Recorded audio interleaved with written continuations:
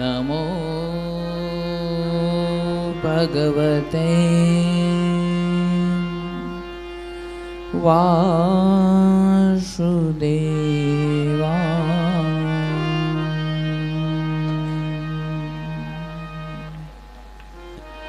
स्वस्ति श्री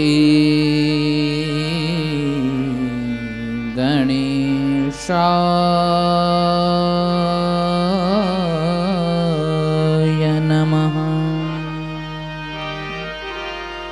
श्री सरस्वत्यै नमः। श्री गुरुभ्यो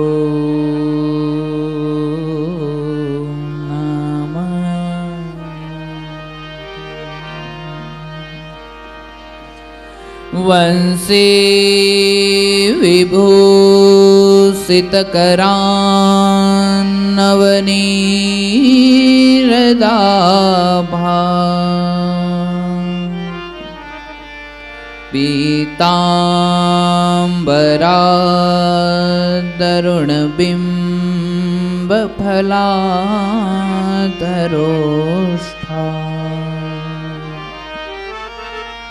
पूर्णेन्दुसुन्दरमुखातयरविन्दनेत्रा कृष्णात् परं किमपि तत्त्वमहं न जाने। कृष्ण त्वदीयपदपङ्कजपञ्जरान्ते अद्यैव मे विशतु मानसराजहंस। प्राणप्रयाण समये कफवातपित्ते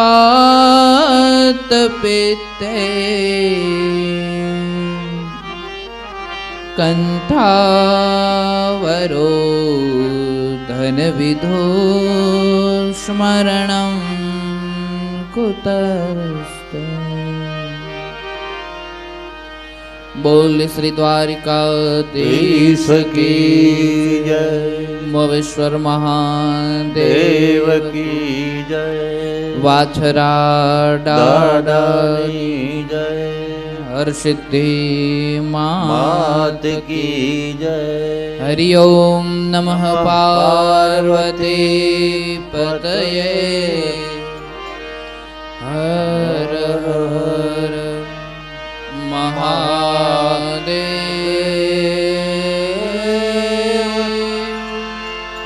महादेव।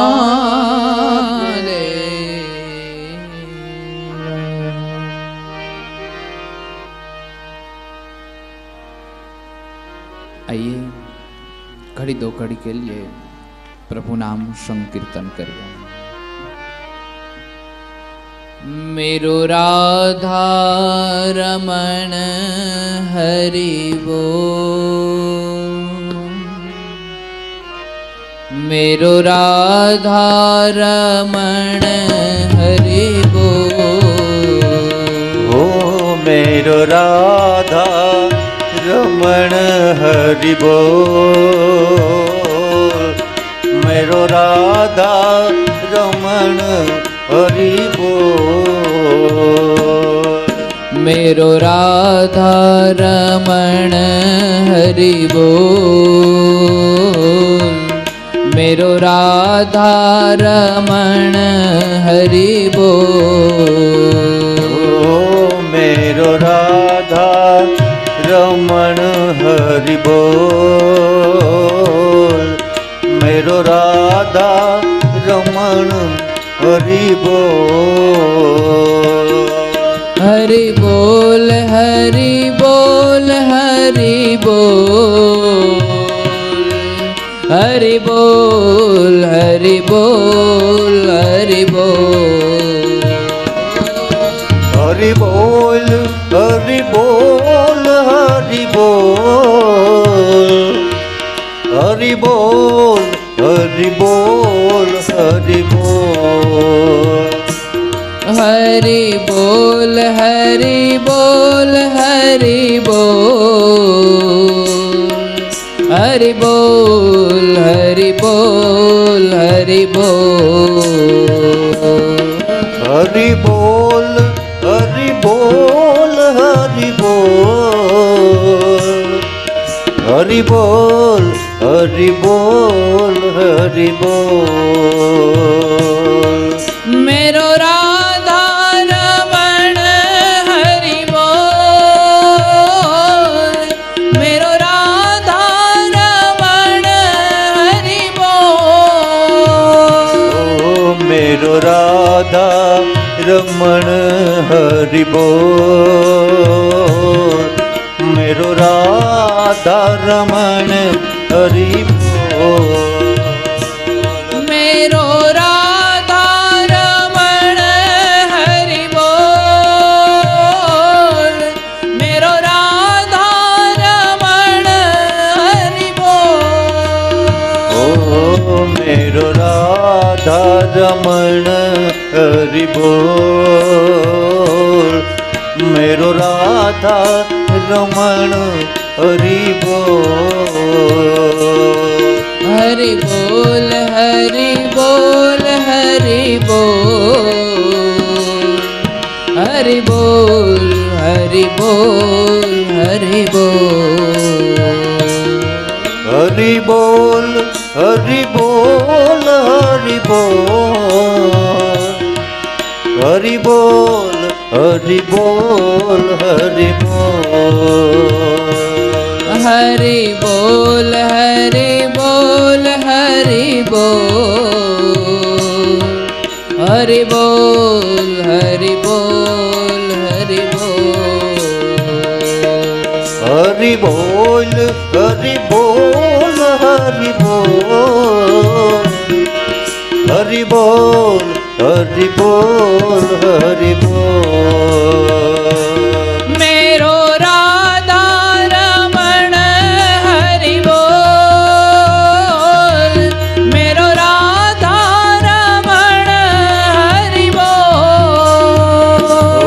मेरो राधा रमण हरि बोल। मेरो राधा रमण हरि बोल। मेरो राधा रमण हरि बोल। मेरो राधा रमण हरि बोल। मेरो राधा रमण हरि बोल। मेरो राधा रमण हरि बोल। मेरो राधा रमण हरि बोल।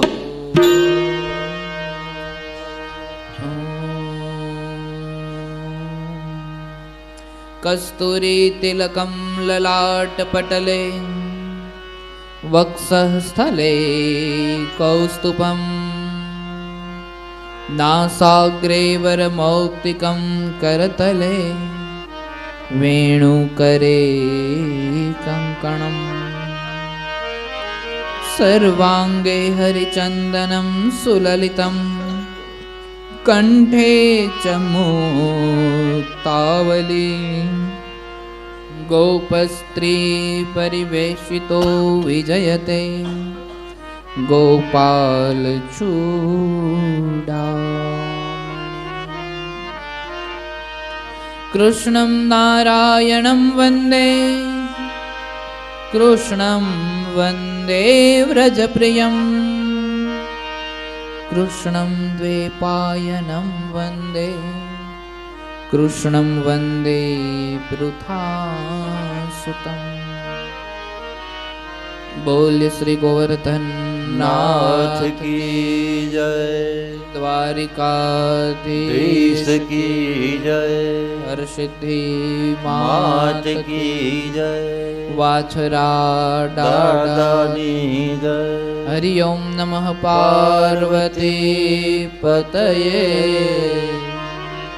હર હર મહાદેવ.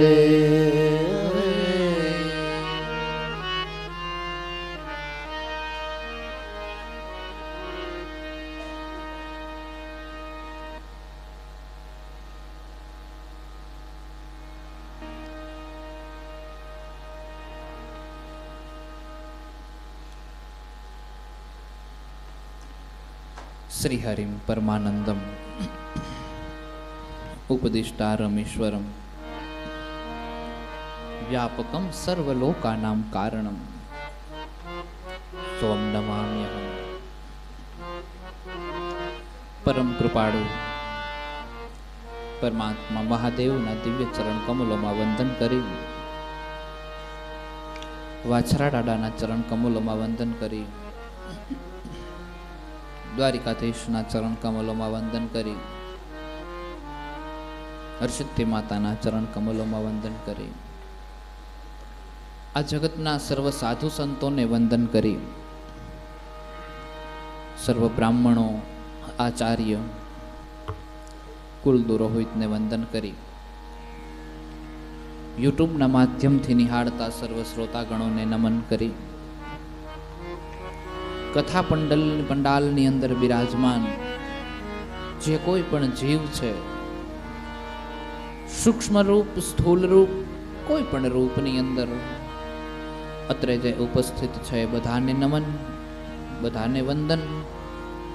નવગ્રહ દેવી દેવતાઓને વંદન, 33 કોટી દેવોને વંદન. આપ સર્વના હૃદય કમળમાં બિરાજમાન આત્મ સ્વરૂપ પરમાત્માને જાજા કરી જય શ્રી કૃષ્ણ, જય સિયારામ, ઓમ નમઃ શિવાય, ઓમ નમો નારાયણ.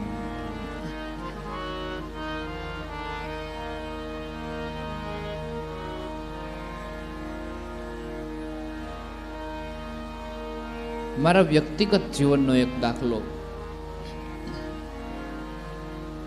હું બહુ નાની ઉંમરથી જુનાગઢ વયો ગયો હતો. ત્યારે લગભગ હું 12 કે 13 વર્ષનો હતો. આ 14 વર્ષ કે 15 વર્ષ, આજે મારા 25 વર્ષની ઉંમર થઈ છે. 25 મુજાઈ છે, પૂરા નથી થયા. તમને ઓળખે પાડખે કાંઈ નથી, તમે આંખની નજરનો ખાલી વ્યવહાર. પહેલી જ વખત ભેગા થયા તમે એમ કરો એ રામ રામ, તો તરત તમને એમ કહી દે કે રામ રામ રામ રામ. આપણે કહીએ કે એ જય શ્રી કૃષ્ણ, તો તુરંત તમને એમ કહી દે એ જય શ્રી કૃષ્ણ, જય શ્રી કૃષ્ણ. પછી પોતપોતાના જેવા નિયમ, મહાદેવ મહાદેવ બોલીએ કે ઓમ નમો નારાયણ બોલીએ કે પછી કાંઈ પણ બોલીએ. તમે કોઈને એમ કહો કે એ જય શ્રી કૃષ્ણ અને એક પણ સેકન્ડનો વિચાર કર્યા વગર જો તમને તુરંત એમ કહી દે કે જય શ્રી કૃષ્ણ, તો એનો ભરોસો કરવો. અને જો જય શ્રી કૃષ્ણ કહેવામાં વાર લાગે ને વિચાર કરે ને તો એનો ભરોસો ના કરવો. કારણ કે ભગવાનનું નામ લેવામાં જો એ વિચાર કરતો હોય તો એની અંદર દંભ કેટલો હશે. આમાં ક્યાંય નુકસાની તો છે નહીં ને, આમાં ક્યાંય પૈસા ખર્ચવા પડે એવું તો છે નહીં. આપણે કોકને રામ રામ કહીએ અને આપણે હામું રામ રામ કહેવામાં 1 મિનિટનો વિચાર કરે ને વિચાર કર્યા, હા એક છે કે મગજ ઓછો હાલતો હોય તો જુદી વાત છે આખી બધી. પણ આપણે કોકને રામ રામ કહીએ ને આપણને રામ રામ કહેતા પહેલા 1-2 મિનિટનો વિચાર કરે ને પછી આપણે રામ રામ કહીએ તો એને એ 2 મિનિટમાં તો કેટલું વિચારી લીધું હશે. હું આને રામ રામ કહીશ ને પછી મારી બાજુમાં બેહીએ ને પછી એના ખીચામાંથી કંઈક કાઢીએ ને મને હું ગાડી દે ને હું બેભાન થઈ જાય ને મારા ખીચામાં જે હોય એ બધું લઈ જાય ને લૂંટી જાય. એ 2 મિનિટમાં તો એને કેટલું, અને એ 2 મિનિટમાં તો એને એટલું ઊંડું ઊંડું ઊંડું ઊંડું ઊંડું એટલું ઝેરોક્સ કરી હોય, એટલી ઝેરોક્સ કરી હોય ને કે આપણી બધી કુંડળી કાઢી લે આખી. અને પછી જો એને આપણા ઉપર વિશ્વાસ આવે તો રામ રામ કીએ, નકર એમ નમ વયો જાય, એમ કરીને નીકળી જાય. એટલે કોઈ અજાણ્યા માણસને તમારે જો ઓળખવા હોય, એની ઉપર તમારે ભરોસો કરવો હોય કે ભલો માણસ છે કે નહીં એ જાણવું હોય તો તુરંત તમે એને એમ કહો કે એ જય શ્રી કૃષ્ણ, અને જો તુરંત સામે જવાબ આપી દે, એક ક્ષણનો વિલંબ કર્યા વગર, વિચારના વડવાઓની, આપણા વડીલોની આ કોઠાહૂજ ક્યાંય ભણતરમાં ન આવે, ક્યાંય ચોપડીના પાનાઓમાં ન આવે, પણ આ 80 વર્ષનું જે જીવન જીવી ગયા છે, 90 વર્ષનું જે જીવન જીવી ગયા છે, એના જીવતરમાંથી નીકળેલી એક ગણતરી છે કે માણસોને આમ પરખાય, માણસોને આમ જોવાય, માણસો પાસે આમ રહેવાય.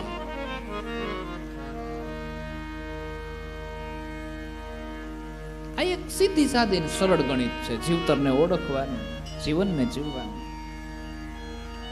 4 વસ્તુ જીવનની અંદર હોય ને જીવન બહુ રૂડું લાગે. એક સાદો ખોરાક, સાદી બોલી, સાદા મકાન, સાદી રહેણી કહેણી. પછી જ્યારે આપણે અલગ અલગ બીજી વસ્તુઓ ખાવા જઈએ છીએ પછી શરીર બગડે છે.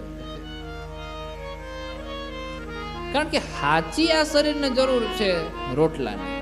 જે ખરેખર ભગવાનને આ જીવવા માટે જે કાંઈ પણ વસ્તુઓની જરૂર પડે છે ને, એનું સર્જન તો ભગવાન આપણે અહીંયા આવ્યા છીએ ત્યારે જ કરે. પીવા માટે પાણીની જરૂર પડે, પહાડોની અંદર પાણીના ઝરણા કાયમની માટે વહે છે, પણ આપણે ફિલ્ટરના શોખ જાગ્યા છે એટલે એ આપણી જરૂરિયાત વધી, એ ખર્ચા વધ્યા છે. કુદરતી હવા ઈશ્વરે આપણને બહુ દીધી છે, પણ મને ને તમને પંખાના શોખ જાગ્યા છે એટલે એક ચકડ્યું હોય તું વરી પાછો. આમાં હું આવી જાઉં હું પાછો, આમાં તો પાછું એવું નહીં કે બાપુ ખાટલો નાખીને હોતા હે, એમ નહીં, હું પંખા હેઠળ જોઉં. પણ આ ગણતરી ટૂંકમાં છે કે આપણી રિક્વાયરમેન્ટ વધી છે, બાકી આપણે જીવવા માટે જે જરૂરી છે એ તો ભગવાને લાઈટ ઈશ્વર આપણે માણસોએ આવીને એનું સંશોધન કરીને એની શોધખોળ કરી છે. જો કદાચ લાઈટ ના હોય તો માણસ મરી જાય એવું. પેલા સત્સંગમાં બધા માળીઓ ભેગા થતા હોય ને પછી બધા બેહીને એક સત્સંગમાં બધા એક વખત ભેગા થયા, પછી ભેગા બેહીને બધાએ નક્કી કર્યું કે હાલો બધા આપણે ભેગા મળીને જાત્રા કરવા જાય. હા, એવું એક કીર્તન નહીં છે લગભગ, ભગવાન મારા બનેવી ને હું ભગવાનની હાડી. એ હાલને સૈયર ભેગી થઈને જાત્રા કરવા જાય.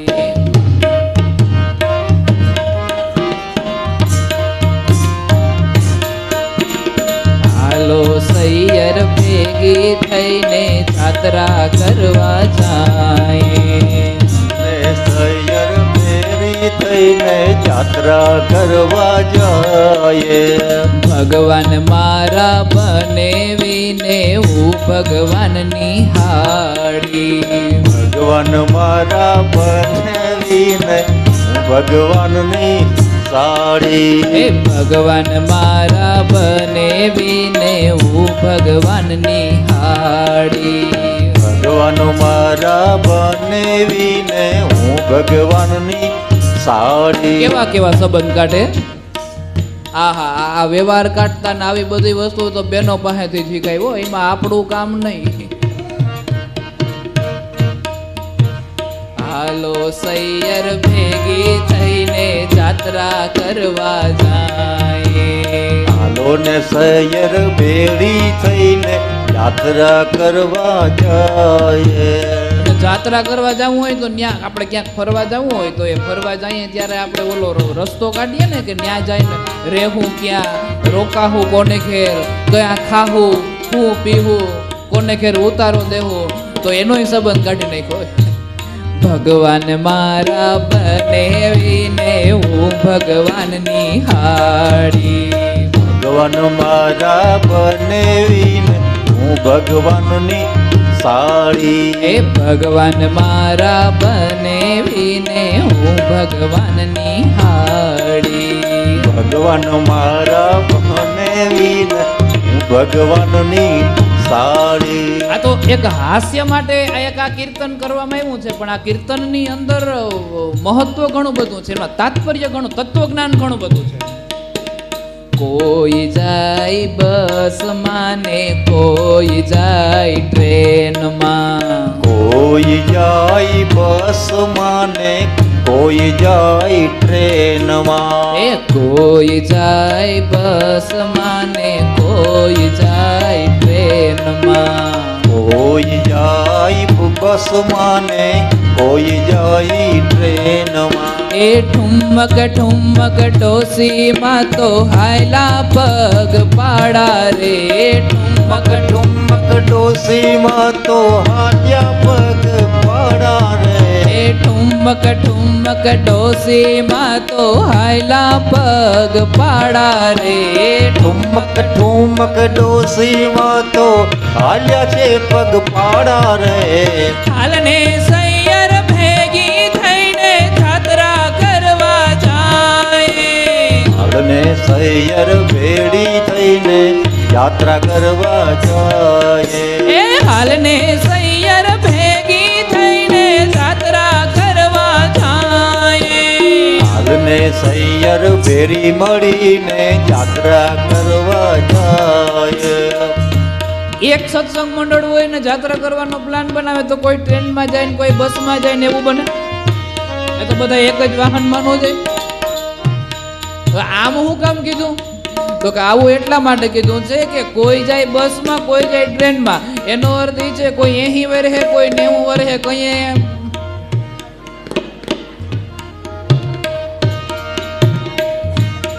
અને અમુક અમુક ડોસીમાયું ઠુમક ઠુમક ઠુમક ઠુમક કરતી હવા હોવર વિતાવી લે, પણ દૂધિયા દાંત આવે પણ જવાનું નામ નો લે. ઠુમક ઠુમક ડોસીમાં તો હાયલા પગ પાડા રે.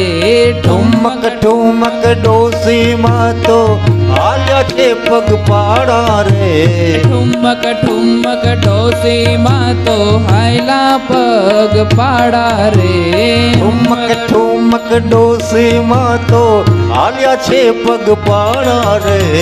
હાલને સૈયર ભેગી થઈને જાત્રા કરવા જાય. હાલને સૈયર ભેડી મળીને યાત્રા કરવા જાય. એ હાલને સૈયર ભેગી થઈને જાત્રા કરવા જાય. હાલને સૈયર ભેરી મળીને યાત્રા કરવા જાય. આ તો એટલા માટે કીધું કે અહીંયા કોઈને મન થાય ને જો દ્વારકા નીકળી જાય તો આપણે તો હાવ પાસે છે.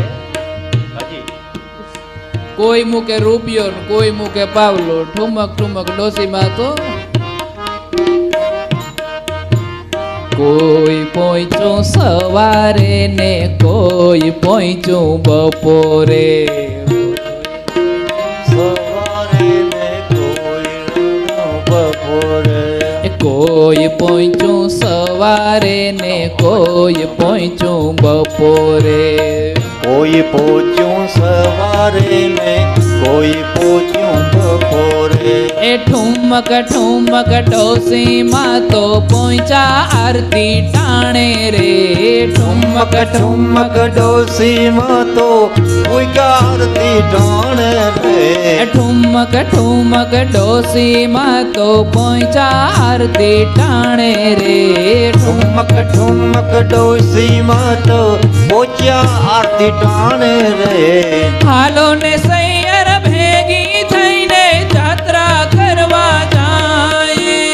હાલો ને સૈયર ભેરી મળીને યાત્રા કરવા જાય. એ હાલો ને સૈયર ભેગી થઈને જાત્રા કરવા જાય.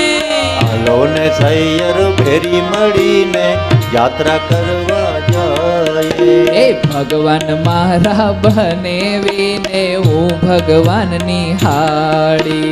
ભગવાન મારા બનેવીને હું ભગવાનની સાડી. કોઈ કોઈ સવારે પહોંચે, કોઈ બપોરે પહોંચે, કોઈ સંધ્યા આરતીએ પહોંચે. અહીંથી ગયા પછી કઈ નક્કી ના હોય.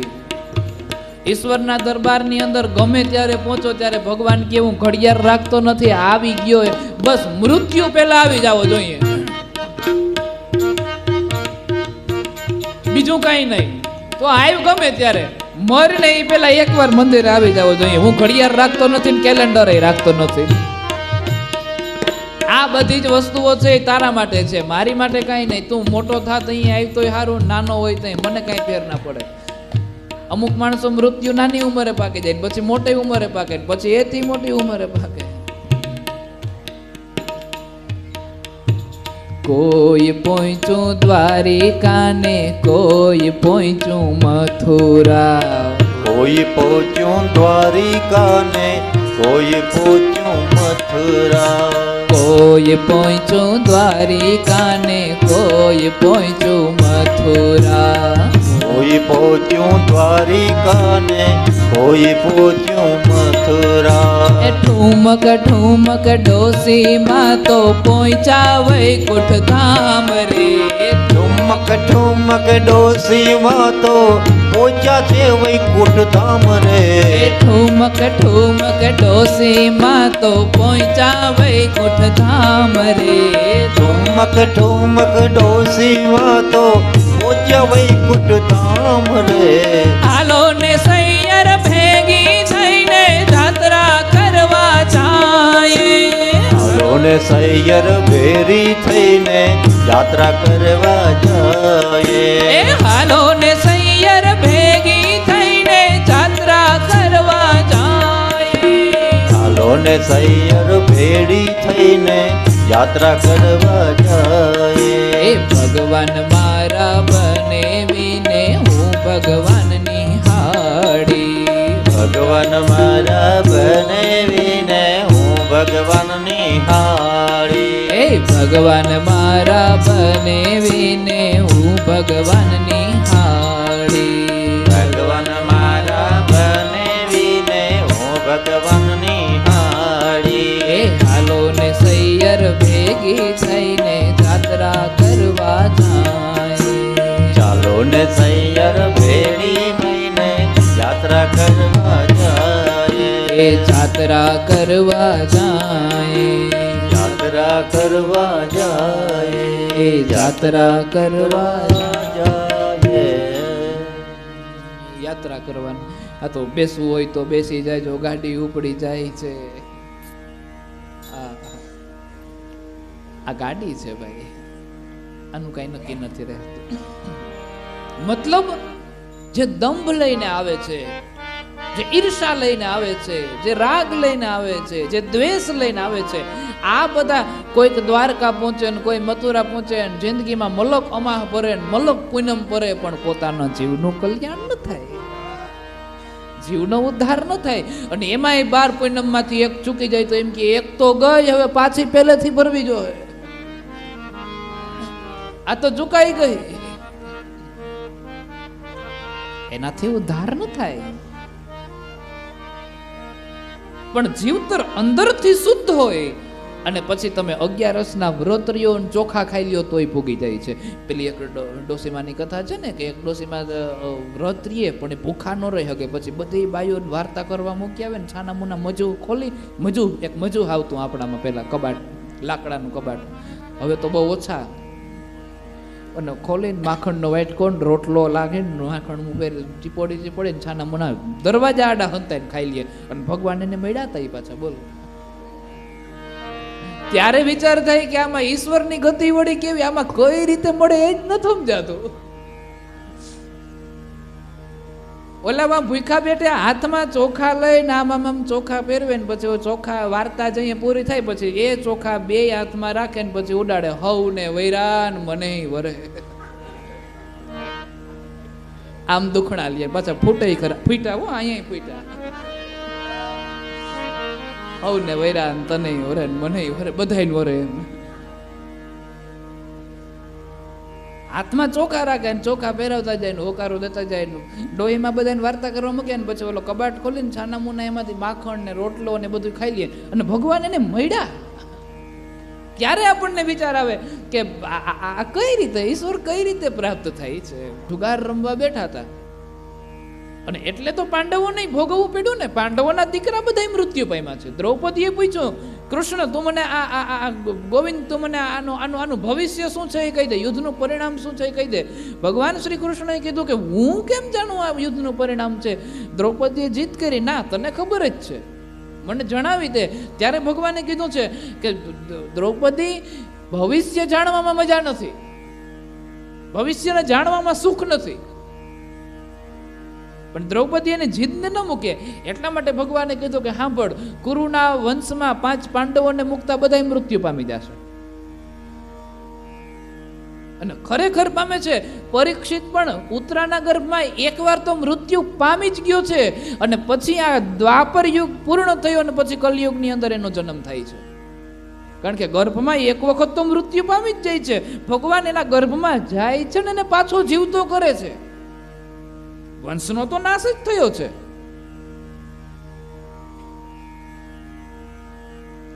ભીષ્મ પિતામહનું આ વચન જ્યાં સાંભળ્યું છે ત્યાં કૃષ્ણ ભગવાને એવું કીધું છે કે આ તમે જે ભોગવો છો ને એનું કારણ એક ઈ છે કે જ્યારે પરિસભામાં દ્રૌપદીને તમારા બધાય ઉપર વિશ્વાસ હતો કે અહીંયા કૃપાચાર્ય ને આચાર્ય ને દ્રોણાચાર્ય ને ભીષ્મ પિતામહ ને ધૃતરાષ્ટ્ર ને આ તેન બધાય હતા. એમાં તમારામાંથી એકયની હિંમત ન થઈ કે આ વસ્તુ થતાં રોકી લઉં. પણ તમારા બધાયમાંથી જ્યારે વિશ્વાસ ઉઠી ગયો ને પછી એને જ્યારે મારા હામું જોયું ને તમે એકયે એના હામું નો. સંન્યાસી બન્યા પછી પણ અવશ્ય ગૃહસ્થ આશ્રમ જે સંભાળીને બેઠા છે એ વ્યક્તિઓ એ સંન્યાસીઓનું ભરપેટ ભોજન કરાવે છે, પરંતુ એ ગૃહસ્થીનું કલ્યાણ થાય એને પુણ્ય અર્પણ કરી શકાય. એટલા માટે થઈને 2 નામ એના જપવા પડે. બાકી એ તો ગૃહસ્થીઓ તો ભોજન આપીને છૂટી જાય છે, પરંતુ તમારા કર્મને જો તમારે આગળ વધારવું હોય તો એના નામની 2 માળા કરવી પડે, એના નામના થોડું સ્મરણ કરવું પડે, એને થોડું પુણ્ય આપવું પડે.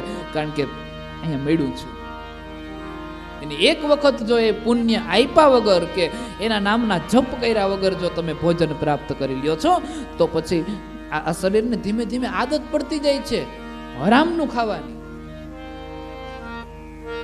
અને હન એવા ઓટકાર જેવી જેવી આદત પડે એ પ્રમાણે ખાય. અને એટલા માટે થઈ કોઈ પણ વ્યક્તિનું ધર્મની સ્થાન ઉપર જ્યારે જ્યારે જે વ્યક્તિઓ બેઠા છે એની જવાબદારીઓ અતિશય વધી જાય છે. ભોજન કરવા જઈએ છીએ પણ ભોજન કરીને આવ્યા પછી છૂટતા નથી. ત્યાંથી નીકળીને આવ્યા પછી એના માટેના થોડીક વાર માટેના એના નામના સ્મરણો કરવા પડે છે અને એ પુણ્ય આપણે એને અર્પણ કરવું પડે છે. અને એ પુણ્ય જ્યારે આપણે એને અર્પણ કરીએ છીએ, કારણ કે અહીંયા પણ એક સાધુ કુળમાં જન્મ લીધો છે, એક બ્રાહ્મણ કુળમાં જન્મ લીધો છે, એનો અર્થ કંઈ એવો નથી કે લાડવા ખાવાનું લાયસન્સ ભગવાને આપી દીધું છે. કર્મ બધા માટે પોતપોતાની ખેતી બધાને આપી છે. બસ આ વર્ણ વ્યવસ્થાઓ છે, પોતપોતાની ખેતી આપી છે. જેને જે શોભતું હોય એ શોભે. એટલે એમને છૂટી ન જવાય. જમ્યા પછી ભોજન કર્યા પછી થોડું પુણ્ય કરવું પડે છે અને જેના ઘેરે જમ્યા હોય એના નામનું પુણ્ય કરવું પડે છે. અને એ વસ્તુ થાય છે પછી એ પુણ્ય ફળ જ્યારે એને અર્પણ કરીએ છીએ ત્યારે જે યજમાનને ઘેર જમ્યા છીએ એનું પણ કલ્યાણ થાય છે અને આ શરીરનું પણ કલ્યાણ થાય છે. બેયનું કલ્યાણ થાય છે. ગુરુની જવાબદારી વધી જાય છે શિષ્ય બનાવ્યા પછી કે એ શિષ્ય કોઈ અવડે રસ્તે ન જાય, એનો એને ઉપદેશ આપવો જોઈએ. અને ઉપદેશ આપ્યા પછી પણ જો એ છૂટે નહીં તો એને શિષ્યપણામાંથી મુક્ત કરી દેવો જોઈએ, જેને અનુકૂળ ન પણ આવે. ભગવાન શ્રી કૃષ્ણએ કીધું છે કે હે પિતામહ ભીષ્મ, તમે જ્યારે નીચું જોઈ ગયા ને એટલા માટે મારે એને સામું જોવું પડ્યું હતું. પણ આવો એક કામ તમે બહુ સારું કર્યું. તમે દ્રૌપદીને મદદ ના કરી ને એટલા માટે થઈને હું દ્રૌપદીનું એક ઋણ મારી માથે હતું ને ચૂકવી શક્યો. નકર ઋણ અધૂરું રહી જાત, કોઈ દી ચૂકવી મને મોકો નતો મળતો.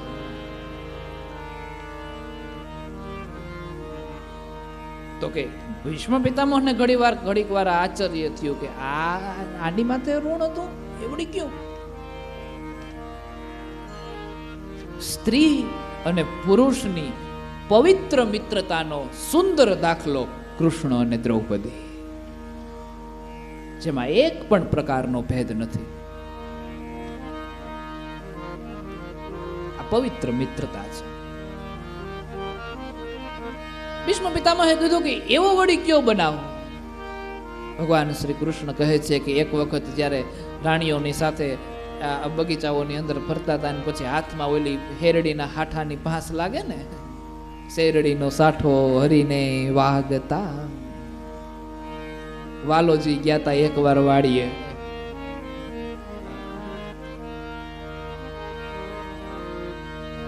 અને ત્યારે એ ફાંસ અહીંયા જેવી લઈ ગઈ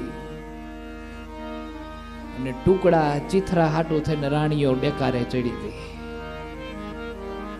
અને જેવું હાથમાં ફાંસ લાગી ને બે લોહીના ધારાઓ પડીને એટલે રાણીઓએ સામું જોયું ને લોહી નીકળે છે ને, એટલે રાણીઓ મહેલમાં માંડી દોડવા. એ કે આ લાગ્યું એને હાટું આ કિંમતી હાડીઓ થોડી બગાડાય, ઉભા રહ્યો એકાદું ગાભા જેવું ચીથરું લઈ આવું. અને રાણીઓ ચીથરું લેવા જાય ને દ્રૌપદીથી જોવાનું નહીં, કિંમતીમાં કિંમતી સાડી ફાડી નાખીને એ જ સમયે એને પાટો વાળી દીધો. ભગવાન કીધું કે એના તાતણા ગણીને રાખ્યા હતા 999 જીવ કરીને. વાલોજી ગયા તા એકવાર વાડીએ સખડી સૈયરોની સાથે, સૈયરોની સાથે જ્યાં વાડીની અંદર જ્યાં અંદર પ્રવેશ કર્યો અને શેરડીનો સાઠો હરીને વાગતા. એક વખત જ્યાં શેરડીનો સાઠો લાગ્યો અને લોહી નીકળ્યો અને ચિથરા માટે રાણીઓ બધી દોડાદોડી કરવા માંડી. દ્રૌપદીએ એ સમયે અને મેં એ એક ટુકડો હાંચવીને રાખ્યો હતો, અને તાતણાઓ નોખા કર્યા ને 999 ચીર વાલે મારે. અને 999 ચીર વ્યાજ સહિત ભગવાન કે મને દેવાનો મોકો પ્રાપ્ત થઈ ગયો. તમારો ઉપકાર પિતામહ.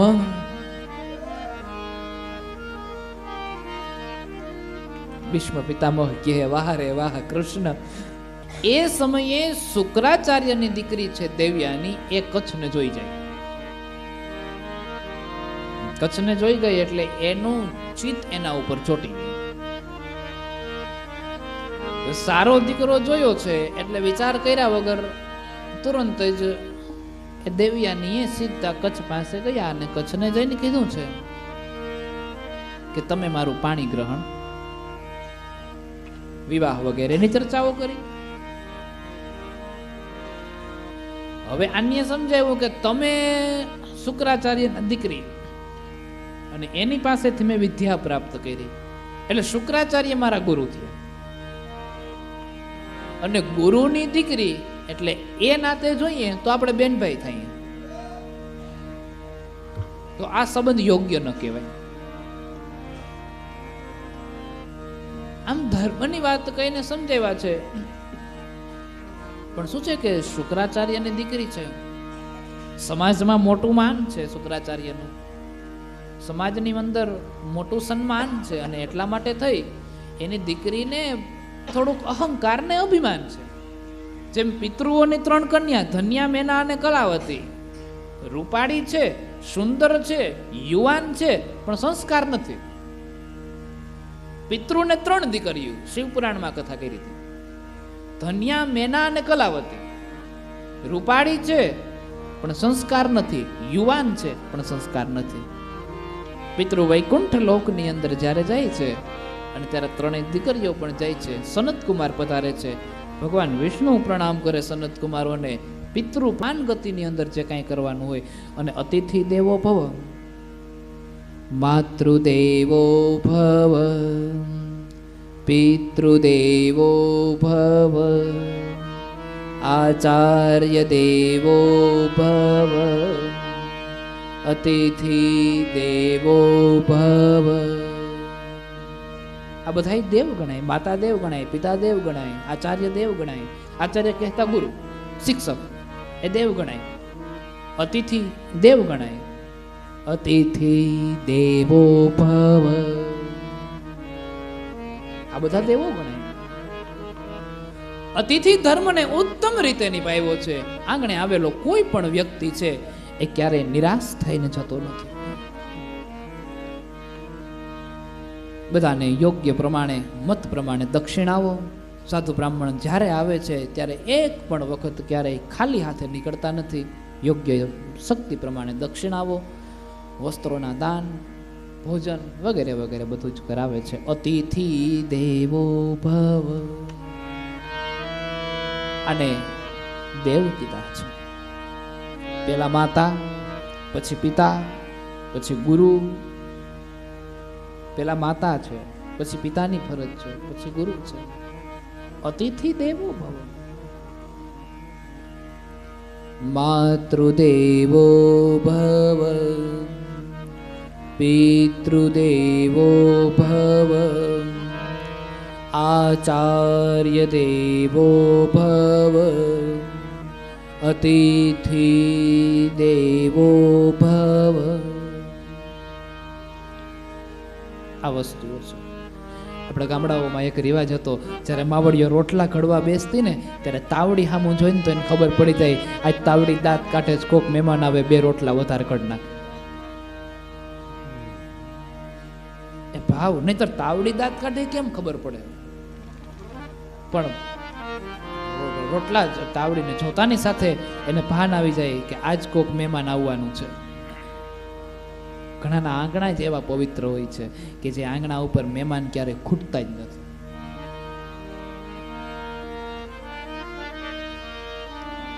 અતિથિ ધર્મને નિભાવ્યો છે. ભગવાન પ્રસન્ન થયા છે. ભગવાનના દર્શન કર્યા છે. અને ભરત રાજાએ ભગવાન પાસે માંગતા કીધું છે કે હે પ્રભુ પરમાત્મા, મને એવા આશીર્વાદ આપો કે હું લોકોના હૃદયમાં વસી જાઉં. ભગવાન કહે લોકોના હૃદયમાં તો હું રહું છું, તું ત્યાં રહેવા જાય એટલે મારે નીકળી જવાનું? નહીં પ્રભુ, એમ મારે નથી જવું. તમને કાઢવા નથી, તમારે તો ત્યાં જ રહેવાનું છે.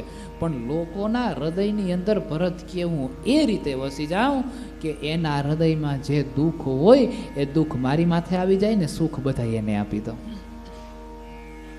આ રીતે ભરતની કથાને સમજાવી છે. લોકોના હૃદયના જે દુઃખ છે એ દુઃખને હું મારા ઉપર ધારણ કરી લઉં. અને અંબાલિકા, અંબિકા અને અંબા, આ 3 બહેનો હોય છે. એનો સ્વયંવર હોય છે. એમાં અંબા છે એ પ્રથમ જ એક વ્યક્તિને પતિ તરીકે સ્વીકાર કરી લે છે. ભીષ્મ પિતામહ એના સ્વયંવરની અંદર જાય છે. અંબિકા અને અંબાલિકાને બંનેને જીતીને પાછા આવે છે. અને જીતીને પાછા આવે છે અને પછી પરણાવે છે.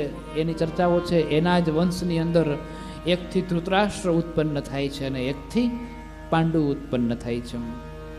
એની સાથે એક દાસી હોય છે, એનાથી વિદુર ઉત્પન્ન થાય છે. એ કથાઓને દર્શાવી છે. એ ધૃતરાષ્ટ્રને વિવાહ ગાંધારી સાથે થયો છે. ગાંધારીથી 100 પુત્ર અને 1 દીકરી થઈ છે. વિચાર અહીંયા આપણે એ કરીએ છીએ કે 100 પુત્ર કઈ રીતે થાય? એ સ્ત્રીને મૃત્યુ ન આવી જાય? એ 100 દીકરાને કેમ જન્મ આપી શકે? પરંતુ ગાંધારી છે એ 9 મહિના નહીં, પણ લગભગ સમયગાળો ચોક્કસ યાદ નથી, પણ લગભગ 16 મહિના કેમ એને દુર્યોધનને પોતાના ગર્ભની અંદર રાખ્યો હતો. અને પછી જ્યારે જન્મ આપે છે ત્યારે માંસના લોથડાને જન્મ આપે છે. એમાંથી ભગવાન વેદવ્યાસજી આવે છે ને એના 100 ટુકડાઓ કરે છે. અને 100 ટુકડાઓ કરીને માટલામાં પધરાવી દે અને મંત્રોચ્ચારથી આજે જેમ કાચું બાળકનો જન્મ થાય ને કાચની પેટીમાં કેમ રાખીએ, માના પેટમાં પરિપક્વ થતો નથી અને પ્રસૂતિ થઈ જાય છે, પછી એને કાચની પેટીમાં મૂકવામાં આવે. એમ એ સમયે ભગવાન વેદવ્યાસજીએ માંસના 100 ટુકડાઓ અલગ અલગ કર્યા, માટલામાં નાખ્યા છે. અને એની વિદ્યાઓ દ્વારા જે કાંઈ પણ જડીબુટીઓ નાખવાની હોય જડીબુટી નાખી છે ને માટલામાં દીકરા પાક્યા છે. એમાંથી 100 દીકરાની ઉત્પત્તિ થઈ, 1 દીકરી થઈ છે. એ ચર્ચા કરવામાં આવી. પાંડુને 5 દીકરા થયા છે. ધર્મથી મંત્રો દ્વારા 5 દીકરા થયા છે. કારણ કે કિંદન ઋષિને એ ઋષિ જ્યારે એ વનની અંદર જ્યારે એના પત્ની સાથે ફરતા હતા ત્યારે કિંદન ઋષિ છે એ પત્ની સાથે ફરતા હતા. એ સમયગાળા દરમિયાન પાંડુથી એનો વધ થઈ જાય છે. કારણ કે માદ્રીની જીદ હોય છે કે આ હરણું મને પસંદ આવી ગયું, મારી માટે એનો શિકાર કરી લ્યો. અને ત્યારે કુંતા સમજાવે છે કે એમ જીવને મારવો એ યોગ્ય નથી, પણ માદ્રી થોડીક જિદ્દી છે એટલે સમજતી નથી.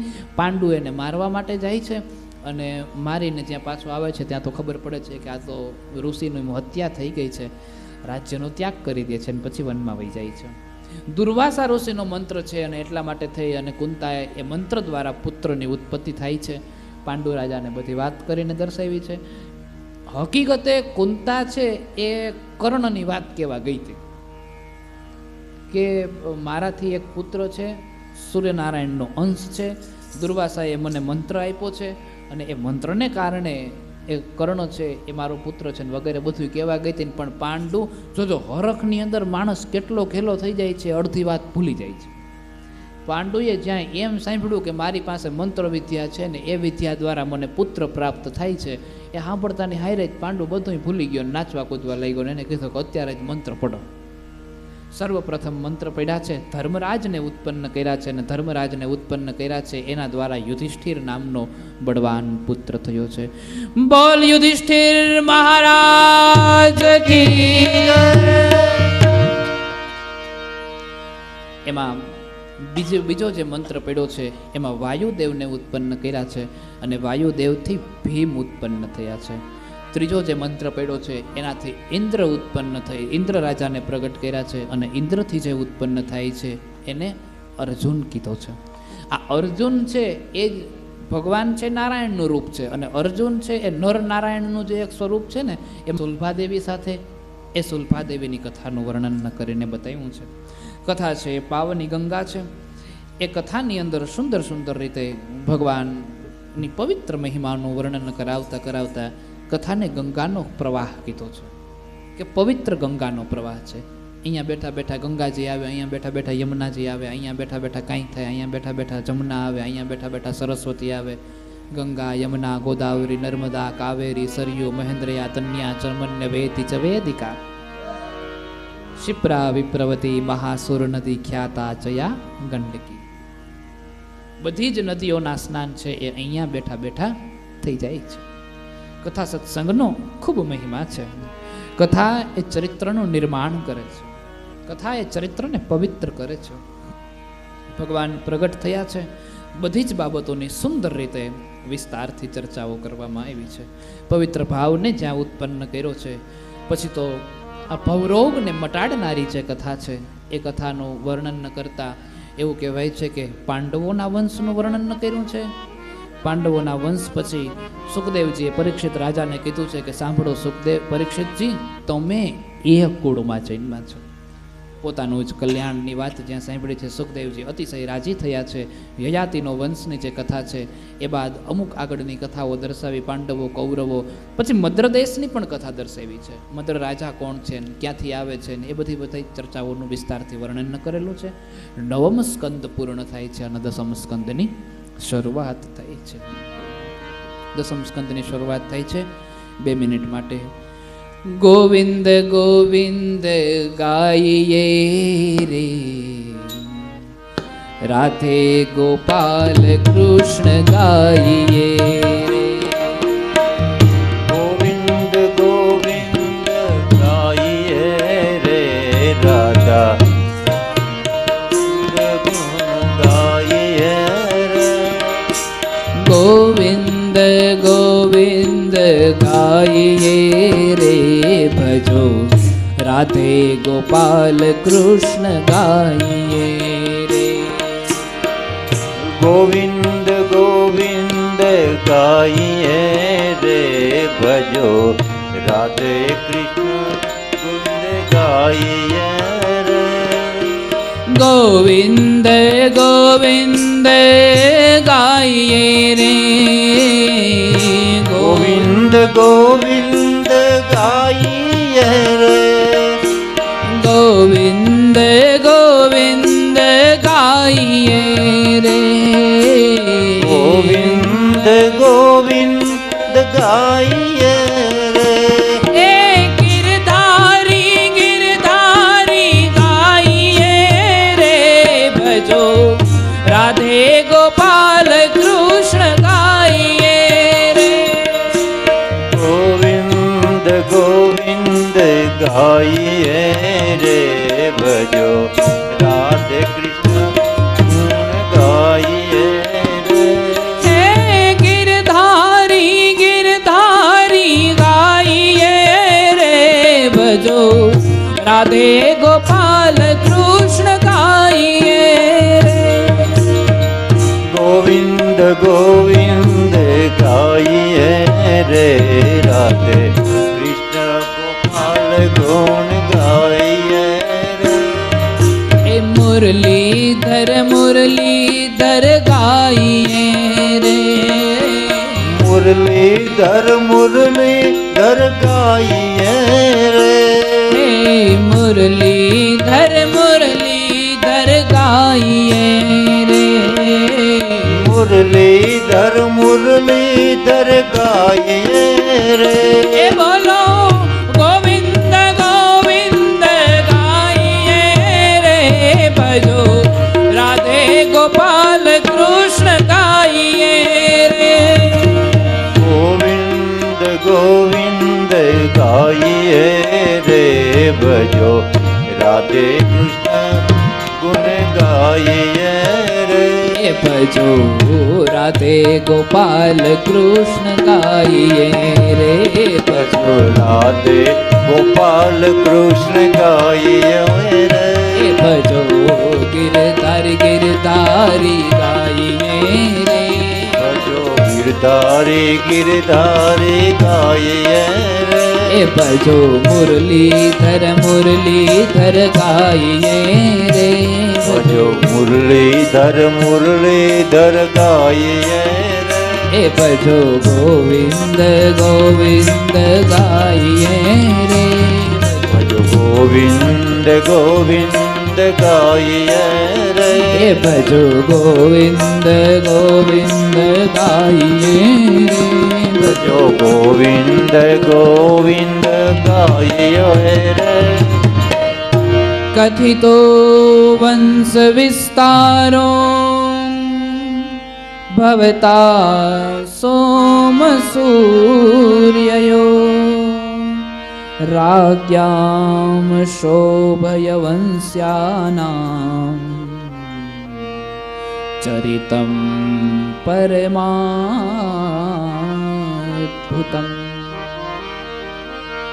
અનેક પ્રકારની ચર્ચાઓ જ્યાં કરવામાં આવી છે, ચર્ચાઓ જ્યાં કરી છે, અને રામ કથાને સુખદેવજી મહારાજે જ્યાં એક શ્લોકમાં પૂર્ણ કરી છે, કૃષ્ણ કથાને પણ સુખદેવજી મહારાજે એક શ્લોકમાં પૂરી કરવા જાય છે. પરીક્ષિતજી ઊભા થઈ જાય, આપણે વિસ્તારથી સાંભળવાનું થાય છે. ભવરોગને મટાડનારી જે આ કથા છે એ કથાને અમને કહી સંભળાવો. આ ઔષધિ બહુ મીઠી છે, મીઠી કથાને અમને કહી સંભળાવો. આ ઔષધિ મુખથી પીવાય એવી નહીં, કાનથી પીવાય એવી છે, એટલા માટે એ કથા કહીને સંભળાવો. અમૃતવાણીને કહી સંભળાવો. હે પ્રભુ પરમાત્મા, 11 વર્ષ માટે ગોકુળમાં ભગવાન કઈ રીતે રહ્યા એ કથાને કહો. 14 વર્ષ માટે ભગવાન મથુરામાં કઈ રીતે રહ્યા એ કથાને કહો. અને 100 વર્ષ દ્વારિકામાં કઈ રીતે રાજ્ય કર્યું છે એ કથાને વિસ્તારથી કહીને સંભળાવો. માના ઉદરની અંદર હું જ્યારે હતો અને ત્યાં જ મારું મૃત્યુ થયું છે. પ્રભુ પરમાત્મા શ્રી કૃષ્ણ દ્વારિકા ધણી આવ્યા, આ ગર્ભની અંદર પ્રવેશ કરીને પછી મારો ઉદ્ધાર કરે છે અને મને પાછો જીવતો કરે છે. એ મારા ઈષ્ટ છે, મારા કુલદેવ છે. એ ભગવાનની કથા તમે મને કહીને સંભળાવો. પાંડવ ઉપર જેને કલ્યાણ કર્યું છે એ કથા વિસ્તારથી કહો. હસ્તિના ઉપર જેનો હાથ છે એ કથા વિસ્તારથી કહો.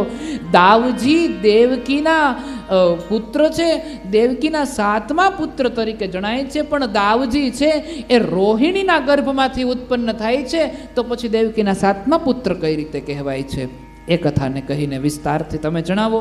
આ બધી જ કથાઓ મારે બહુ વધારે વિસ્તારથી સાંભળવી છે. પરીક્ષિત કે આ ચોથો દિવસ, સુખદેવજી કે આ ચોથો દિવસ છે, કંઈ ખાવું પીવું હોય તો ખાઈ પી લ્યો. અને પરીક્ષિતજી કે આપણે ખાવા પીવાનું થતું નથી, અમૃત મળે અને રોટલો ખાવા જવાય. હા, પણ આપણે ચા ઠરી જાય. અને એટલા માટે થઈ આજની કથાને આપણે અહીં વિશ્રામ આપીએ છીએ. ફરી એક વખત આવતીકાલે 15 મિનિટ માટે કથા વહેલી શરૂ થશે. 4:45 નંદભાઈઓ અને 5 વાગે કથા વિશ્રામ પામી જાય. 5:30 જે કથા પૂરી થાય છે ને એની જગ્યાએ આરતી આપણે 5 વાગે કરી લેશું અને 5 વાગે કથા વિશ્રામ. એ બાદ રાસ ગરબાનું આયોજન કરેલું છે. આપ સર્વોએ તમારું જે પહેરવેશ છે એ પહેરવેશની અંદર આવવા વિનંતી છે. અને જેને ઘેર છોકરા છે એ બધાને કહેવાનું છે કે ગોવાળિયાનું રૂપ લઈને આવે તો અહીંયા રાસની વ્યવસ્થા રાખેલી છે. તો રાસ ગરબા કરવાના છે. 15 મિનિટ માટે કથા વહેલી અને 5 વાગે કથા પૂરી થઈ જશે. એ બાદ રાસ ગરબાનું આયોજન છે. ખૂબ ધામધૂમથી નંદ ઉત્સવનો મહિમા છે અને આવતીકાલે આપણે કૃષ્ણ પ્રાગટ્યની કથા કરવાની છે અને નંદભયાની ઝાંખી પણ રાખેલી છે. એટલા માટે થઈ મોટું કી ફોડ્યું જે થતું હોય એ બધું કર્યું, વિશેષ કાંઈ નહીં, પણ જે થતું હોય એ બધું કરશું. આઈએ આ કથાને આપણે વિશ્રામ આપીએ. ગુરુદેવ તમારી જય જય હો, મહાદેવ તમારી જય જય હો. ગુરુદેવ તમારી જય જય હો, મહાદેવ તમારી જય જય હો. ગુરુદેવ તમારી જય જય હો. ગુરુદેવ તમારી જય જય હો. મહાદેવ તમારી જય જય હો. મહાદેવ તમારી જય જય હો. ગુરુદેવ તમારી જય જય હો. મહાદેવ તમારી જય જય હો. ગુરુદેવ તમારી જય જય હો. મહાદેવ તમારી જય જય હો. મહાદેવ તમારી જય જય હો. મહાદેવ તમારી જય જય હો. મહાદેવ તમારી જય જય હો. મહાદેવ તમારી તમારી જય જય હો. બોલ મવેશ્વર મહાદેવ દેવ કી જય. હરસિદ્ધિ માત કી જય. વાછરા દાડાની જય. દ્વારિકાધીશ કી જય. હરિ ઓમ નમઃ પાર્વતી પતયે. હર હર મહાદેવ. બધા બહેનોને વિનંતી છે આરતી કરવા માટે આગળ પધારશે.